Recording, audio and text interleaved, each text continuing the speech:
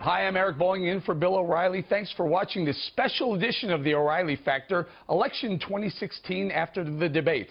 We have a huge program for you, so let's get right to it. The Fox Theater in Detroit is still shaking from the brawl that took place there last night. For the last year, Donald Trump has basically mocked everybody with personal attacks. So if there's anyone who's ever deserved to be attacked that way, it's been Donald Trump for the way he's treated people for the last campaign. Look at those hands. Are they small hands? And he referred to my hands. If they're small, something else must be small. I guarantee you there's no problem. I guarantee it. I don't think the people of America are interested in a bunch of bickering school children. It's easy to say, make things better, make things great. You can even print it and put it on a baseball cap. I have a policy question for you, Yes. sir. Let's see if he answers it. I will. Don't worry about it, Marco. Don't worry about it. Don't worry about it, little Marco. I will. Is this the debate you want playing out in the general election? Breathe, Lion breathe, Ted. breathe. You can do it. You can breathe. I know it's hard. I know it's hard, but just... When they're done with the yoga, can I answer a question? You cannot. Let's stop fighting. While the candidates may have gotten mixed reviews, the Fox News moderators, Megyn Kelly, Bret Baier, and Chris Wallace got raves. You say that Medicare could save $300 billion a year negotiating lower drug prices. But Medicare total only spends $78 billion a year on drugs. Sir, that's the facts. You're talking about saving more money on Medicare. I'm saying saving through negotiation throughout the economy, you'll save $300 billion a year. Deficit. And that's a huge, of course it is. We're going to buy things for less money. Of course it is. That the only money that we buy, the only drugs that we pay for is through Medicare. I'm not only talking about drugs, I'm talking about other things. Joining me now from Washington, Fox News Sunday host and debate moderator, Chris Wallace. Now, Chris, first of all, great job last night. Congratulations. You guys put up staggering numbers. It was pretty rowdy, got raucous, and at times you must have felt like you were, I don't know, taming lions out there. Well, yeah, or herding cats, one or the other. I got to tell you, it was interesting because, you know, we'd seen the previous debate on CNN and seen how it had degenerated into a bunch of name-calling. So Bret and Megyn and I were all determined to try to focus on policy, and there was one example talking about Donald Trump's numbers and trying to fact-check them in real time with graphics about whether his numbers added up or not in terms of what he could save from waste, fraud, and abuse.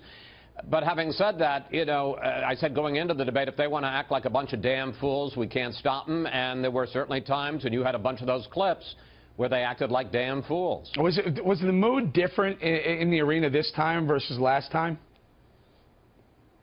Yeah, I've got to say, something weird is happening in these debates, and afterwards, the Republican officials, including Reince Priebus, very upset about it. They say ever since the South Carolina debate that there's been a lot of hecklers, a lot of screaming. They apparently had to eject several dozen people. They were drunk, they were shouting, and you know, these tickets are divided amongst the candidates, so it seems, and I don't know who it was, that some of the candidates are giving tickets to people to just try to shout out when one of the other candidates is speaking.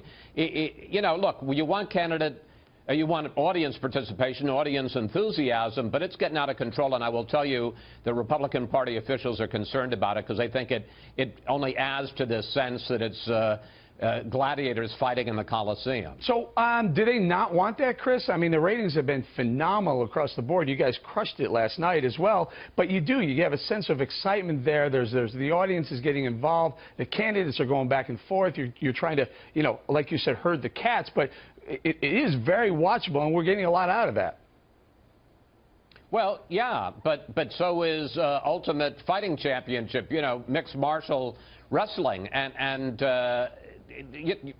yes, do you get a big audience, but is it presidential? And is it more likely that one of these guys that the general public is going to sit there and elect somebody? It's good TV, but is it necessarily good for the Republican Party? That's really the kind of conflict that's going on here. Okay, so tell us about who you thought did very well last night and who you thought didn't. Well, a couple of things, and some of this is what I saw on screen, and there were also some things that I picked up that people wouldn't have seen on camera.